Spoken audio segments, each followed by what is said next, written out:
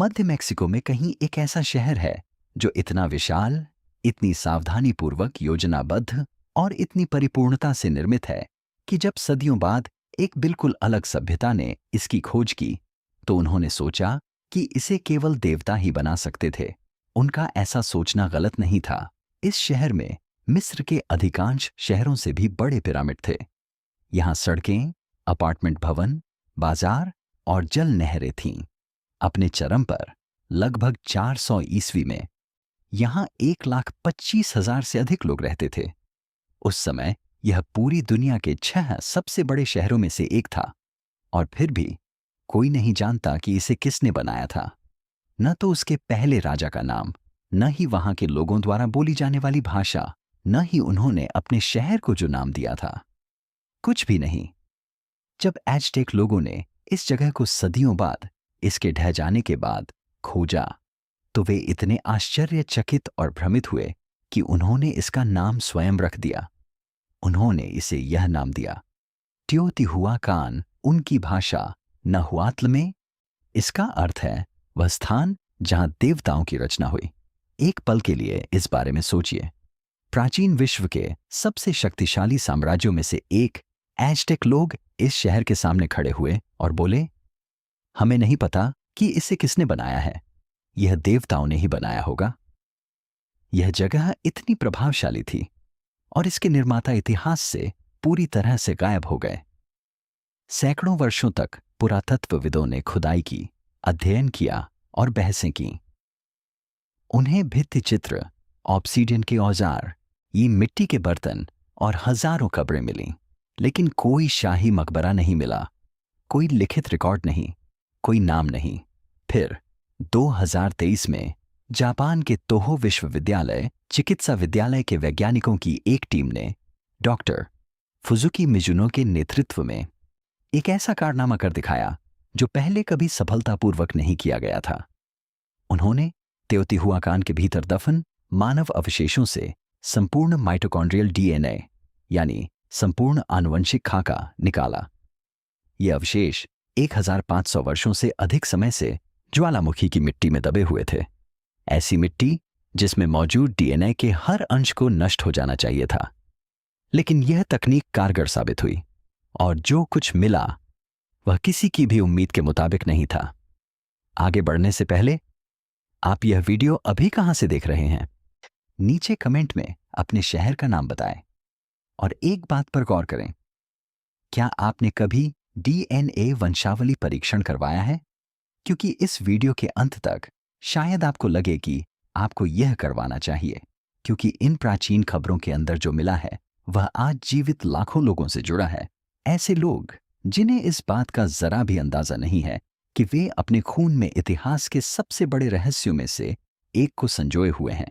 DNA के नतीजों से वही बात साबित होनी थी जिसका हमें पहले से ही शक था, लेकिन इसके बजाय उन्होंने एक ऐसा दरवाजा खोल दिया जिससे गुजरने के लिए कोई भी तैयार नहीं था। क्योंकि जब वैज्ञानिकों ने उन प्राचीन जीनोमों का अध्ययन किया तो उन्हें सबसे पहले यही पता चला कि ये लोग एक ही स्थान से नहीं आए थे, वे हर जगह से आए थे। चलिए टियोटिहुआकन की शुरुआत में चलते हैं। प्रसिद्ध पिरामिडों की बात नहीं कर रहे, भित्ति चित्रों की बात नहीं कर रहे, बल्कि उन पहले लोगों की बात कर रहे हैं जो लगभग 200 से 100 ईसा पूर्व के बीच मध्य मेक्सिको की एक समतल घाटी में आकर बसे थे। वे कौन थे? या BLOS 1 में प्रकाशित एक महत्वपूर्ण अध्ययन में प्राचीन डीएनए और स्ट्रोंटियम आइसोटोप विश्लेषण नामक तकनीक का उपयोग करते हुए हमें पहला वास्तविक उत्तर मिला, और यह आश्चर्यजनक था। तेओतिहुआकान के सबसे पुराने आवासीय जिलों जैसे कि तेओपानकाजको इलाके में दफनाए गए लोग किसी एक समूह के नहीं थे, वे एक जनजाति के नहीं थे, वे एक संस्कृति के नहीं थे।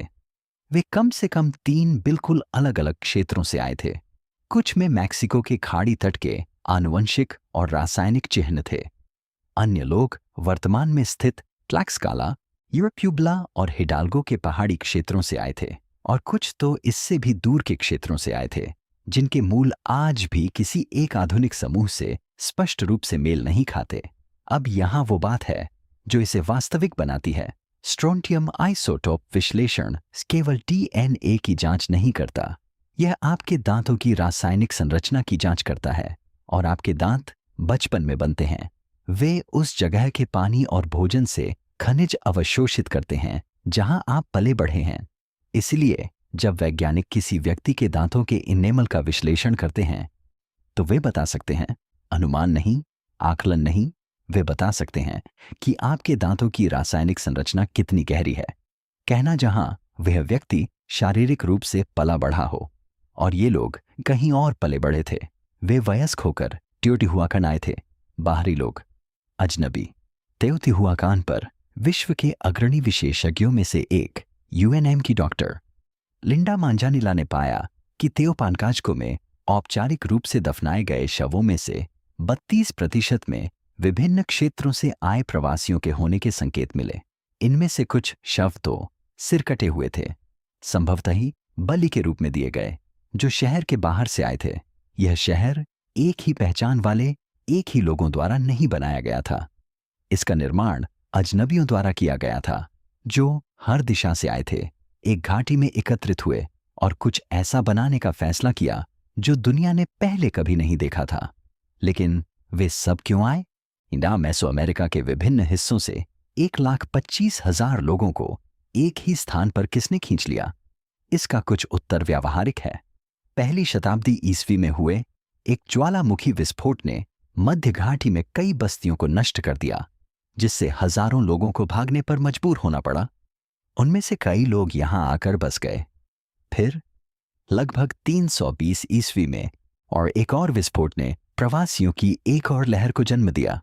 लेकिन जवाब का दूसरा हिस्सा और भी अजीब है, अधिक शक्तिशाली है, अधिक परेशान करने वाला है। यह चंद्रमा के पिरामिड के 30 मीटर नीचे दबा हुआ है और इसके लिए खून की जरूरत थी। जापानी पुरातत्वविद सबुरो सुगियामा ने तेओतिहुआकान में स्थित चंद्रमा के पिरामिड के नीचे खुदाई करने में दशकों बिताए हैं। उन्हें वहां जो मिला, उसने इस शहर के बारे में हमारी समझ को हमेशा के लिए बदल दिया। पिरामिड के नीचे उनकी टीम ने 200 से अधिक बलि संबंधी कब्रों का पता लगाया। बंधे हुए व्यक्ति, पुरुषों को उनके हाथ पीछे बांधकर दफनाया गया। शवों को जगुआर, प्यूमा, भेड़ियों और चीलों के अवशेषों के साथ रखा गया। अनुष्ठानिक भेंटों में ऑब्सीडियन ब्लेड, पायराइट दर्पण और दूर दराज के तटों से लाए गए शंख शामिल थे। लेकिन बलि दिए गए उन व्यक्तियों के आइसोटोप विश्लेषण से जो खुलासा हुआ, यह वह वास्तव में चौंकाने वाला है। उनमें से कई लोग टियोटिहुआकन के नहीं थे। उनके दांत एक अलग ही कहानी बयां करते थे, दूर दराज में बीते बचपन की कहानी। कुछ माया मैदानी इलाकों से आए थे, कुछ प्रशांत तट से। तेओतिहुआकान सिर्फ उन प्रवासियों को ही आकर्षित नहीं कर रहा था जो यहां रहना चाहते थे। यह झात दुनिया के कोने कोने से लोगों को यहां मरने के लिए आकर्षित कर रहा था, और यह संयोगवश नहीं था। पिरामिड के नीचे स्थित समाधि कक्ष अव्यवस्थित नहीं हैं, वे दिशा के अनुसार व्यवस्थित हैं, पूर्व, पश्चिम, उत्तर और दक्षिण। मानो शहर एक अनुष्ठान कर रहा हो जो यह कह रहा हो, हमने दुनिया के हर कोने का उपभोग कर लिया है और अब हम पूर्ण हो गए हैं। जरा सोचिए, इसका क्या मतलब है? इस शहर ने अपने सबसे शक्तिशाली स्मारक बनाने के लिए उन सभी सभ्यताओं के लोगों को बसाया जिन तक यह पहुंच सकता था। यह महज एक शहर नहीं था, यह एक मशीन थी जिसे दुनिया को अपने भीतर समाहित करने के लिए बनाया गया था। और यह वह महत्वपूर्ण तथ्य है जिसके बारे में कोई पर्याप्त बात नहीं करता। बलिदान किए गए कुछ व्यक्तियों को पूर्ण तेओतिहुआकन अनुष्ठानिक वस्त्रों में दफनाया गया था।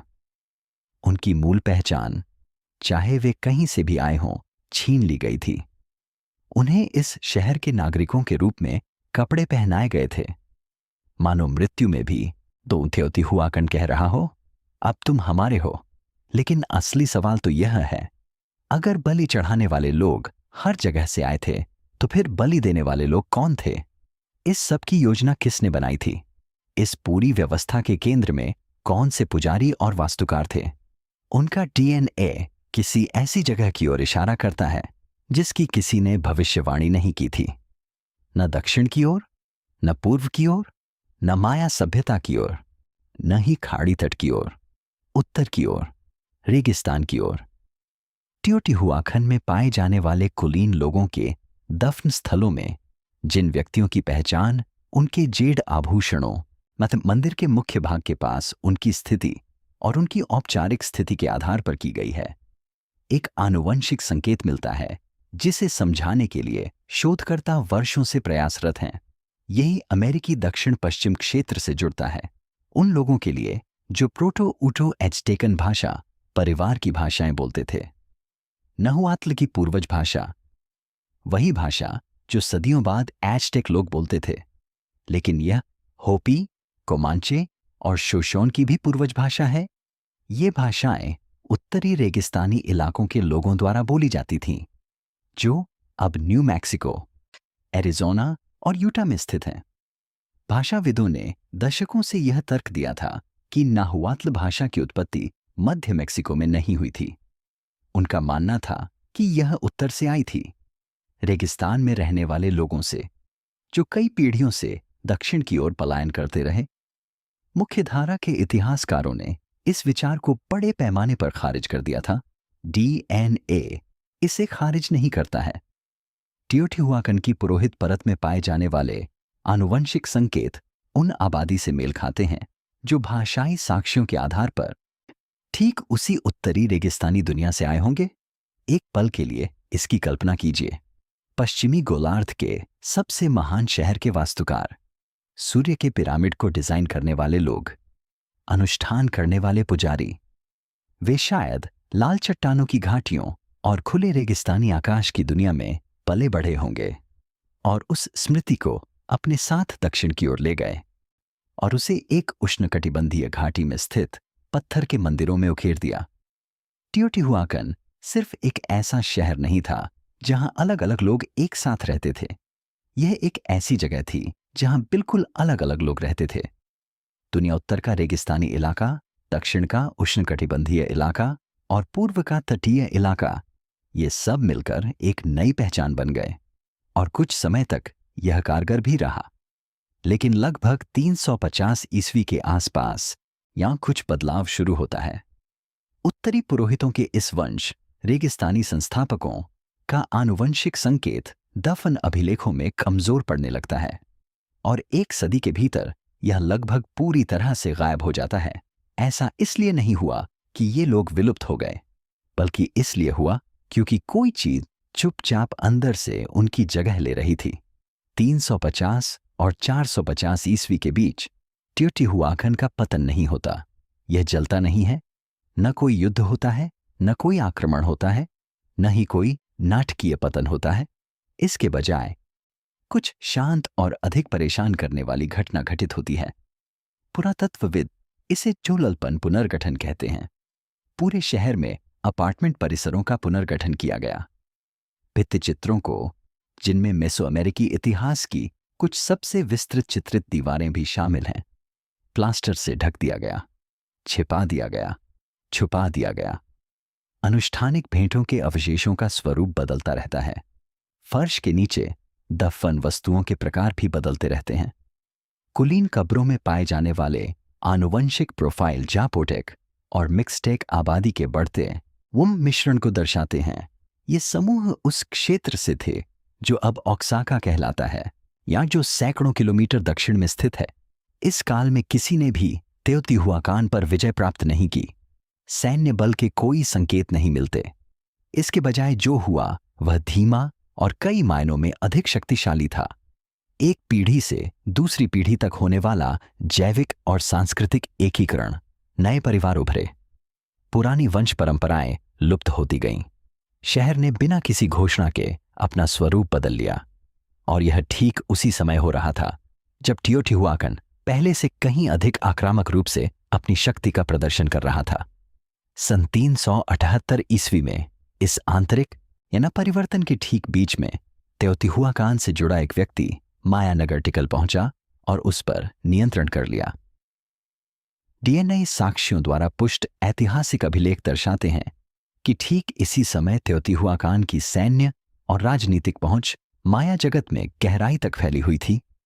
एक ऐसी सभ्यता जो अपने देश में अपनी पहचान बदल रही है, जबकि साथ ही साथ अपनी पौराणिक कथाओं का विदेशों में निर्यात कर रही है।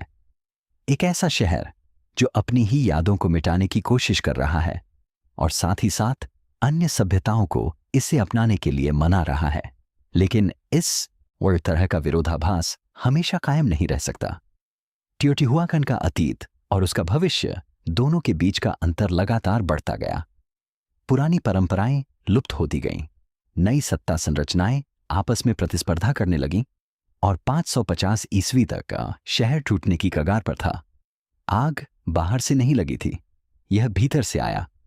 550 ईस्वी में टियोटिहुआकन में आग फैल गई, पूरा शहर नहीं। यही वह विवरण है जो सबसे महत्वपूर्ण है। आम लोगों के रहने वाले अपार्टमेंट ब्लॉक, किसान, कारीगर, बाजार मजदूर, वे अछूते रहे। केवल मंदिर जले, केवल महल जले, केवल मृतकों की गली के किनारे स्थित इमारतें जलीं, जो शहर की औपचारिक रीढ़ थीं, अभिजात वर्ग की सत्ता का केंद्र थी। यूएनएम की डॉक्टर लिंडा मांजानेला ने रेडियोकार्बन डेटिंग और जले हुए फर्शों के पुरातात्विक चुंबकीय विश्लेषण का उपयोग करते हुए इस ढहने का समय लगभग 570 ईस्वी निर्धारित किया। नेशनल एकेडमी ऑफ साइंसेज की प्रोसीडिंग्स में प्रकाशित उनके अध्ययन ने स्पष्ट निष्कर्ष निकाला, स्थल पर विदेशी आक्रमण के कोई निशान दिखाई नहीं देते हैं। यह कोई शत्रु सेना नहीं थी, ये तो स्वयं तेओतिहुआकान के लोग थे। उसने इसे इस प्रकार वर्णित किया, सत्ता प्रयोग करने के दो विरोधी तरीकों के बीच हिंसक संघर्ष। एक ऐसा क्षण जब मोहल्ले, कारीगर और मध्यम वर्ग के अभिजात वर्ग, जिन्होंने पीढ़ियों से धन और प्रतिष्ठा का निर्माण किया था, अंततः शीर्ष पर बैठे शासी परिषद के खिलाफ हो गए। झाला महल, जहां तेओतिहुआकान के सहशासक रहते थे, पर छापा मारा गया और उसे जला दिया गया। अंदर की मूर्तियां चकनाचूर कर दी गईं। पूरे शहर में पवित्र मूर्तियों के सिर योजनाबद्ध तरीके से काट दिए गए। मंदिरों के फर्श तोड़ दिए गए, चढ़ावे के भंडार नष्ट कर दिए गए। यह लूटपाट नहीं थी, यह अनुष्ठानिक विनाश था, पवित्र वस्तुओं की जानबूझकर की गई हत्या। मेसो अमेरिकन परंपरा में आप किसी इमारत को केवल नष्ट नहीं करते, आप उसकी आध्यात्मिक शक्ति को नष्ट करते हैं, आप उसे मिटा देते हैं। 1,25,000 लोगों ने अपने देवताओं को जलते हुए देखा। और इस सब में सबसे अहम बात यह है, युद्ध के बाद कब्रों से मिले डीएनए से पता चलता है कि कुलीन वर्ग की आनुवंशिक विविधता में भारी गिरावट आई है। 500 वर्षों तक इस शहर पर शासन करने वाले जटिल एवं बहुजातीय शासक वंश 2 पीढ़ियों के भीतर ही समाप्त हो गए। इस सभ्यता का निर्माण करने वाले लोगों ने ही इसे नष्ट कर दिया, लेकिन वे गायब नहीं हुए। तब तक 1,25,000 लोग जीवित थे और अगले 200 वर्षों में वे आगे बढ़ने लगे, हर दिशा में, अपने साथ प्राचीन अमेरिका के सबसे महान शहर का डीएनए, रीति रिवाज और स्मृति लेकर। और वे जहां भी गए, उन्होंने एक ऐसी छाप छोड़ी जिसे विज्ञान अब जाकर समझना शुरू कर रहा है। जब कोई सभ्यता नष्ट हो जाती है तो इतिहास आमतौर पर बचे हुए लोगों को भुला देता है। यह खंडहरों पर ध्यान केंद्रित करता है, जले हुए मंदिर, खाली सड़कें, सन्नाटा। लेकिन टियोटिहुआकन के लोग खामोशी में गायब नहीं हो गए, वे तितर बितर हो गए। और जिस जगह वे तितर बितर हुए वह असाधारण थी। माया स्थलों से प्राप्त प्राचीन डीएनए साक्ष्य और पुरातात्विक अभिलेख दर्शाते हैं कि टियोटिहुआकन के पतन के बाद मेसो अमेरिका में इसके आनुवंशिक और सांस्कृतिक निशान दिखने लगे। टियोटिहुआकन के जलने के सदियों बाद भी सैकड़ों किलोमीटर दूर स्थित शहरों पर शासन करने वाले माया राजा अभी भी सैन्य विजयों का जश्न मना रहे थे। टियोटिहुआकन योद्धाओं के रूप में कपड़े पहनना अभी भी टियोटिहुआकन की स्थापत्य शैली में निर्माण हो रहा है। अभी भी उस शहर के प्रतीकों को याद किया जा रहा है जिसे शायद उनके दादा दादी के दादा दादी ने छोड़ दिया था। आधुनिक होंडुरास के कोपान में शाही कब्रों से प्राप्त डीएनए साक्ष्य शासकों के उस वंश को दर्शाते हैं जिसका स्पष्ट संबंध तेओतिहुआकान से था। तेओतिहुआकान ने केवल माया सभ्यता के साथ व्यापार ही नहीं किया, बल्कि माया शाही दरबारों में अपनी वंश परंपरा को स्थापित किया। और यही है सबसे चौंकाने वाली बात। टियोटिहुआकन प्रवासी बेघर शरणार्थियों के रूप में आश्रय की भीख मांगते हुए नहीं आए थे। वे अपने साथ प्रतिष्ठा लेकर आए थे। उनका वंश, उनका भवन निर्माण का ज्ञान, पिरामिड बनाने की उनकी कला, ये सब एक तरह की मुद्रा के रूप में काम करते थे। मेसोअमेरिका भर में नए शासक वांछित उन्होंने अपने वंश में टियोटिहुआकन वंश को शामिल किया, क्योंकि इससे उन्हें वैधता मिली। इसने उन्हें महाद्वीप की अब तक की सबसे महान सभ्यता से जोड़ा। शहर तो नष्ट हो गया, लेकिन उसका डीएनए एक सिंहासन बन गया। और बात यहीं खत्म नहीं हुई। डॉक्टर मिजुनो के 2024 के अध्ययन, जो एनल्स ऑफ ह्यूमन बायोलॉजी में प्रकाशित हुआ था, ने पुष्टि की कि हैप्लोग्रुप A2 या B2 और D1 प्राचीन टियोटिहुआकन नागरिकों के मुख्य आनुवंशिक मार्कर आज भी प्यूब्ला, ओक्साका और युकाटन के स्वदेशी समुदायों में उच्च आवृत्ति पर मौजूद हैं। 15 मिलियन जीवित लोगों की कोशिकाओं में इस कहानी का एक अंश समाहित है, लेकिन एक समूह में कुछ और भी विशिष्ट विशेषता है। एक ऐसी विशेषता जिसने शोधकर्ताओं को एक नियमित आनुवंशिक सर्वेक्षण के बीच में ही रोक दिया। प्यूब्ला के पहाड़ों में रहने वाला एक समुदाय, जिसका डीएनए केवल सामान्य मध्य मेसोमेरिकी पैटर्न ही नहीं दर्शाता है, यह टियोटिहुआकन से मेल खाता है। संस्थापक परत लगभग बिल्कुल उत्तरी प्यूब्ला में, एक पर्वतीय क्षेत्र में जिसके बारे में मेक्सिको के बाहर अधिकांश लोगों ने कभी नहीं सुना है। स्वदेशी टोटोनाक और नाहुआन समुदायों का आनुवंशिक सर्वेक्षण कर रहे शोधकर्ताओं ने कुछ अप्रत्याशित पाया। हैप्लोग्रुप की आवृत्तियां, विशेष रूप से हैप्लोग्रुप A2, जो प्राचीन टियोटिहुआकन के सबसे पुराने नागरिक कब्रों में सबसे प्रमुख आनुवंशिक मार्कर है, इस आबादी में उन स्तरों पर एकत्रित हो रही थीं जो परीक्षण किए गए किसी भी अन्य जीवित समूह की तुलना में टियोटिहुआकन की संस्थापक परत से अधिक निकटता से मेल खाती थीं। इस बात को समझने की कोशिश करें। जबकि टियोटिहुआकन की शेष आबादी पूरे महाद्वीप में फैल गई, माया दरबारों और ओक्साकन घाटियों और दूरस्थ प्रशांत समुदायों में बस गई। ऐसा लगता है कि एक समूह कभी दूर नहीं गया। वे अपने पूर्वजों द्वारा बसाए गए शहर से 200 किलोमीटर के दायरे में ही रहे 2000 वर्षों तक, और वे अपने साथ कुछ और भी लाए थे। इस क्षेत्र में काम कर रहे नृवंश विज्ञानियों ने एक पुरानी अनुष्ठानिक प्रथा का दस्तावेजीकरण किया है, जो समुदाय के बुजुर्ग सदस्यों द्वारा की जाती है, जिसमें ऑब्सीडियन ब्लेड व दिशात्मक फेंट और एक मंत्रोच्चार संरचना शामिल है। यह एक ऐसा अनुष्ठान है जिसका किसी भी औपचारिक रूप से दर्ज मेसोअमेरिकन परंपरा में कोई नाम नहीं है। भाषाई विश्लेषकों का कहना है कि यह अनुष्ठान ध्वन्यात्मक पैटर्न से मिलता जुलता है। पहले नाहुआटल भाषा का पूर्ण स्वरूप, नाहुआटल से पूर्व की ध्वनियां, प्राचीन ध्वनियां, इन्हें किसी किताब से नहीं सिखाया गया। ऐसी कोई किताब है ही नहीं। यह परंपरा दादी से पोती और पिता से पुत्र तक 80 पीढ़ियों से चली आ रही है। जब शोधकर्ताओं ने इस समुदाय की एक बुजुर्ग महिला के साथ आनुवंशिक निष्कर्ष साझा किए कि उनके परिवार का डीएनए टियोटिहुआकन के संस्थापकों से मेल खाता है, तो उन्होंने कुछ ऐसा कहा जिससे कमरे में मौजूद हर कोई स्तब्ध रह गया। उसने कहा कि उसके परिवार को हमेशा से पता था कि वे कहां से आए हैं, वह स्थान जहां देवताओं का निर्माण हुआ था। वह वाक्यांश पीढ़ियों से चला आ रहा है।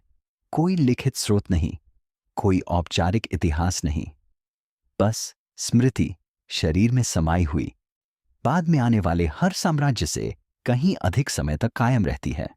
उनकी मौखिक परंपरा कोई पौराणिक कथा नहीं थी, यह आनुवंशिक स्मृति थी, जीवित, अटूट, जिसे पहचाने जाने की प्रतीक्षा थी। लेकिन अगर इन लोगों में संस्थापक डीएनए मौजूद है, तो वे जो याद रखते हैं, जो अभ्यास करते हैं, और जो उनके पूर्वजों ने चुना था लिखना नहीं, यह टियोटिहुआकन का सबसे महत्वपूर्ण जीवित अभिलेख बन जाता है जो हमारे पास मौजूद है।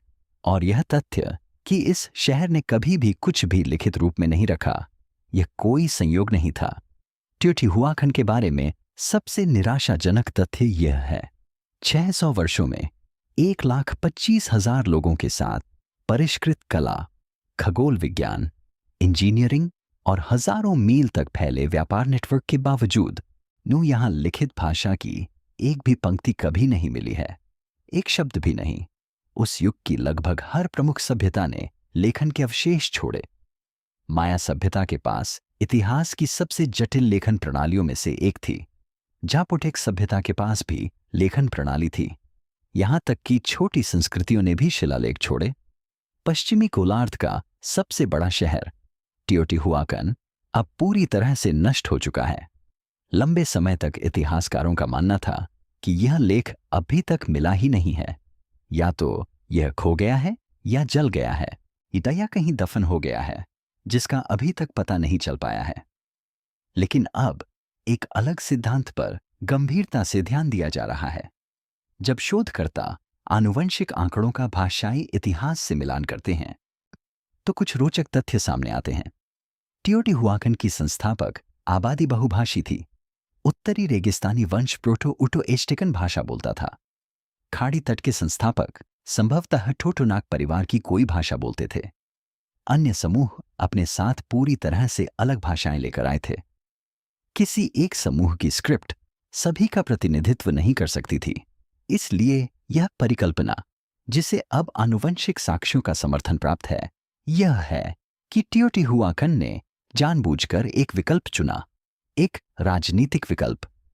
किसी एक समूह की लेखन प्रणाली को हावी होने देने और इस प्रकार उस समूह को इतिहास पर शक्ति प्रदान करने के बजाय शहर ने साझा अनुष्ठान, साझा पाठ के बजाय साझा प्रतीक, साझा भित्ति चित्र, साझा समारोह, एक ऐसी उन्नत सभ्यता जिसने लिखित भाषा के राजनीतिक खतरे को समझा और एकता की एक ऐसी प्रणाली तैयार की जिसे इसकी आवश्यकता ही नहीं थी।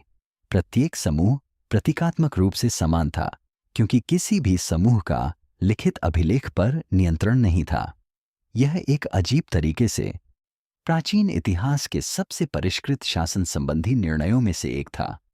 लेकिन इसका यह भी मतलब था कि जब शहर का पतन हुआ तो उसके साथ सब कुछ नष्ट हो गया।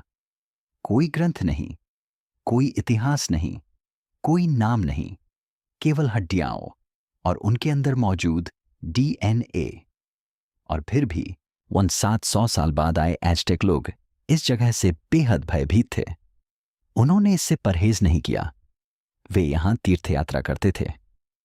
उन्होंने अपनी सबसे पवित्र वस्तुओं को इसके पिरामिडों के नीचे दफनाया था। और उनका डीएनए ही हमें बताता है कि वे इतने भयभीत क्यों थे। जब एज़्टेक लोगों ने अपना साम्राज्य बनाया, जो प्राचीन अमेरिका के सबसे शक्तिशाली सैन्य राज्यों में से एक था, तो उन्होंने एक अजीब काम किया।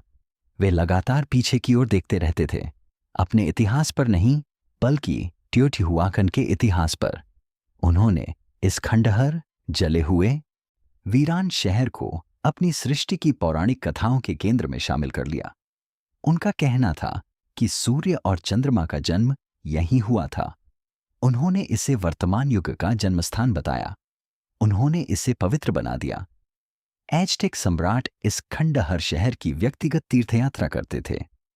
पुरातत्वविदों ने एज़्टेक राजधानी टेनोचिट्लान, आधुनिक मेक्सिको सिटी, के केंद्र में स्थित विशाल पिरामिडनुमा मंदिर टेम्प्लो मेयर की खुदाई करते हुए हजारों दबी हुई वस्तुएं बरामद की हैं।